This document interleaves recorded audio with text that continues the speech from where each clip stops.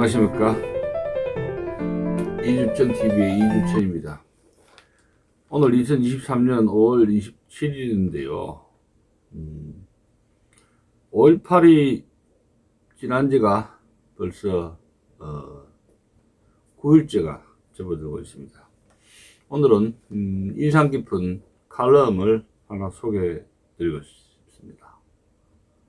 광주는 언제까지 5.18로 먹고 살아야 하나.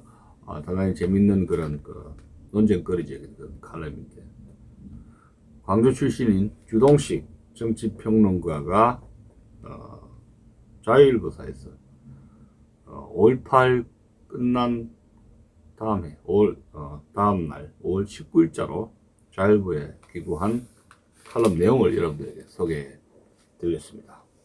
광주 출신이기 때문에 광주의 분위기를 너무나 잘 아는 주동식 정치평론가의 칼럼입니다. 자기 지역을 이렇게 냉정하게 합리적으로 비판한다는 것도 참 쉬운 일이 아니죠. 그는 무엇보다도 광주를 사랑하고 대한민국을 걱정하기 때문에 이런 칼럼을 감히 용기 있게 쓴다. 저는 그런 말씀을 드리는 것입니다. 이 칼럼을 쓴 주동식 정치평론가에게 격려의 박수를 보내드립니다. 자, 내용을 읽어보겠습니다. 해마다 5월 18일이 되면 광주광역시는 뜨거워진다. 뜨거워지죠. 해마다 5.18 되면 뜨거워집니다. 전국에서 5.18을 기념하기 위한 인파가 몰려들고 각종 행사가 만들어진다. 1980년 당시 투쟁의 현장이던 금남로에는 온통 5.18을 기념하는 공간으로 변하게 된다. 수많은 현수막이 걸리고 각종 전시회와 이벤트가 진행된다. 광주의 인류는 5.18을 중심으로 전개되고 있다고 해도 과언이 아니다. 5.18 광주, 5.18 광주, 광주 5.18. 올해는 광주를 뒤덮은 온갖 현수막과 구호가 하나의 정치적 목표에 집중되는 현상이 나타났다. 그것이 뭔가? 즉 윤석열 퇴진이 5.18 정신이라는 것입니다.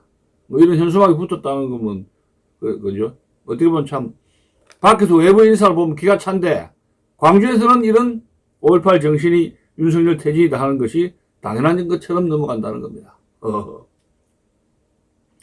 5.18 정신과 윤석열 대통령 퇴진이 무슨 논리적 연관성이 있는지 이해하기가 어렵지만 밖에서 보기는 그렇다는 겁니다. 광주에서 그런 시위는 무의미하다는 겁니다. 광주에서 이렇게 떠들면 또 그런 식으로 그런 가보다 하고 그걸로 간다는 거죠. 그냥 우기면 그걸로 끝이라는 거예요. 광주에서 그런 현수막 붙여서 5.18 정신이 윤석열 퇴진이다. 그렇게 하면 그런 식으로 넘어간다는 거예요. 아무도 이를 제기하지 않고 허허 그런 가보다 하고 넘어가는 거예요. 그냥 우기면 그걸로 끝이라는 거예요. 뭐든지 광주에서 그래 우기면 그런 식으로 그걸로 끝이라는 겁니다.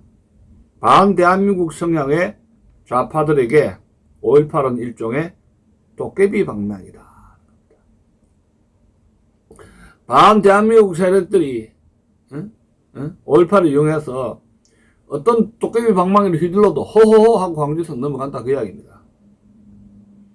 좌파가 무슨 억지를 부려도 그것을 모두 합리화해주는 무기가 된 것이다. 광주 시민의 동의가 없으면 이런 억지는 성립할 수가 없다.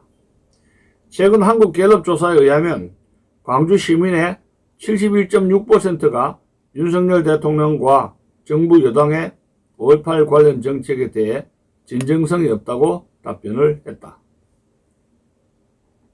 10대부터 70대까지 전 연령층에서 정도 차이는 있지만 진정성이 없다는 대답이 그 반대보다 압도적으로 많았다. 참으로 일사불란하다는 겁니다. 어쩌면 도시 전체가 이렇게 하나의 성향으로 똘똘 뭉칠 수 있는 것일까? 윤석열 대통령은 지난해 5월 10일 취임한 후 열흘도 되지 않아서 5.18을 맞았다. 그리고 국민의힘 지도부와 국회의원 전원을 동반해 5.18 기념식에 참석했다. 참석해가지고 이미 행주국까지 불렀지 않습니까? 우리는 그거 별로 기분 안 좋았는데 광주에서는 그걸 당연하게 생각하는 거예요. 그 윤석열 대통령이 5.18에 대해서 굉장한 그 진정성을 나타내는 거라고 우리는 보는데 광주 사람도 또 그렇게 생각 안 하는 모양이죠. 역대 대통령 가운데 이렇게 5.18을 무겁게 대한 사례는 전례가 없습니다. 이렇게 한 대통령이 없어요. 응? 없지 않습니까? 그런데 진정성이 없다고 하는 겁니다. 그러니까 잘 노릇이죠. 아무리 귀에 걸면 귀걸이, 코에 걸면 코걸이로 무작정 반대하고 시비를 거는 도구로 쓰이는 개념이 진정성이라 하지만 이건 너무나 어이가 없는 억지가 아닌가. 한마디로 좌파들이 광주 시민을 가스라이팅하는 도구로 5.18이 악용되고 있다고 봐야 한다는 겁니다. 광주의 윤석열 증오에는 어떤 비밀이 숨어 있다는 겁니다. 사실 5.18은 중요하지 않다. 단지 윤석열 대통령과 현 정부를 증오하고 비난하는 도구로서 유용할 뿐입니다. 자에게 5.18이 중요하지 않은데 윤석열 정부를 증오하고 비난하는 도구로서 유용하게 활용된다. 그 이야기입니다. 그 비밀은 바로 광주의 반기업, 반시장 정서에 있다. 기업과 시장을 싫어하는 지역에 기업들이 투자하기는 어렵다. 그러니 일자리도 없고 경제도 좋아질 수도 없다. 그 대안이 시민단체, 노조, 정당 일자리, 그리고 정부와 공공기관의 5공 일자리다. 그런데 지난 대선과 지방선거에서 민주당이 패배한 이후 이런 일자리에서 일하던 호남 출신들이 대거 갈 곳이 없어졌다는 겁니다. 지금 광주가 윤석열에 대해 보이는 증오의 핵심에 이 문제가 가라놓여 있다는 겁니다. 기업 투자가 없는 광주에서는 정부 예산을 따오는 것도 매우 중요합니다. 아시아 문화전당, 광주형 일자리, 광주 글로벌 모터스, 한전공대 등이 그런 프로젝트들이다. 그러나 시장성을 무시하고 정치적 명분만 강조한 프로젝트들이 성공하기는 불가능하다는 겁니다. 프로젝트가 실패하면 추가 예산 투입을 요구하고 그래도 안 되면 다시 새로운 프로젝트를 만들어낸다. 이런 악순환이 되풀이 된다는 겁니다. 프로젝트를 따오려면 결정적 전제 조건이 필요하다. 바로 민주당이 정권을 쥐고 있어야 한다는 것이다. 그리고 5.18을 무기로 동원하는 것이다. 윤석열 정권에 대한 증오의 비밀이 바로 이런 것이다. 5.18은 광주의 가장 중요한 비즈니스이다. 민간 투자가 부족한 광주에 공공의 자원을 끌어오는 무기이기 때문이다. 정치가 산업화하는 과정이다. 하지만 5.18로 먹고 살다 보니 광주의 정치와 경제는 심각하게 오염되었다는 겁니다. 지금 광주가 주동식 정치평론가에 의하면 광주는 5.18로 먹고 사는 도시로 변질 타락되었다고 그렇게 보고 있습니다. 그래서 5.18에 의해서 광주의 정치와 경제가 심각하게 오염되고 타락되었다는 겁니다.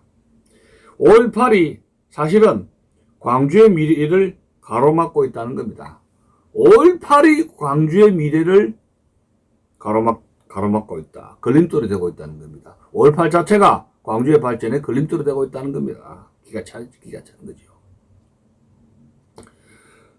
광주를 5.18 제4의 도시라고 부를 수밖에 없는 이유가 바로 여기에 있다. 칼럼에서 주동식 정치평론가는 칼럼에서 5.18 광주가 5.18 제4로 먹고 사는 도시라고 칼럼을 써가지고 난리가 났죠. 번역을 치른 적이 있었지 않습니까?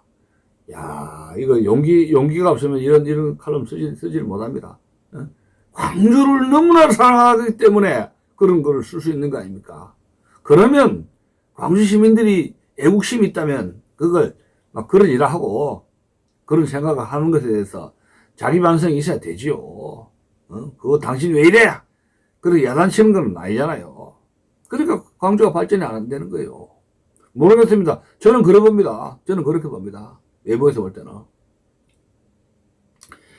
이런 악순환의 고리를 벗어 던져야 한다. 이런 악순환의 고리를 끊어야 된다는 겁니다. 이것이 광주와 대한민국 5.18이 시급하게 해결해야 할 이슈 숙제이다. 이렇게 말로 매듭을 짓고 있습니다. 광주와 대한민국이 시급하게 해결해야 될 것은 광주를 5.18의 제4의 도시로부터 벗어나게 해야 된다는 겁니다. 즉 5.18이 광주 발전에 발목을 잡고 있다 하는 것이 주동식 정치평론가의 참 뼈 때리는 자기각성의 목소리였다. 그런 말씀을 드리는 것입니다. 자, 여러분 어떻게 생각하십니까? 참 광주 참 제가 보기엔 참 큰일 났습니다. 큰일 났어요. 전혀 어떤 그런 그 어드밴스드 어떤 더 한 단계 더 나아갈 수 있는 그런 광주 도시로 더 진보되지 성장하지 못하고 경제적으로 침체되고 정치적으로 자폐양되고 하는 그런 모습을 구태의한 모습을 극복하지 못하는 광주 참으로 안타깝습니다. 여러분 어떻게 생각하시는지 댓글을 남겨주시길 부탁드립니다. 안녕히 계십시오.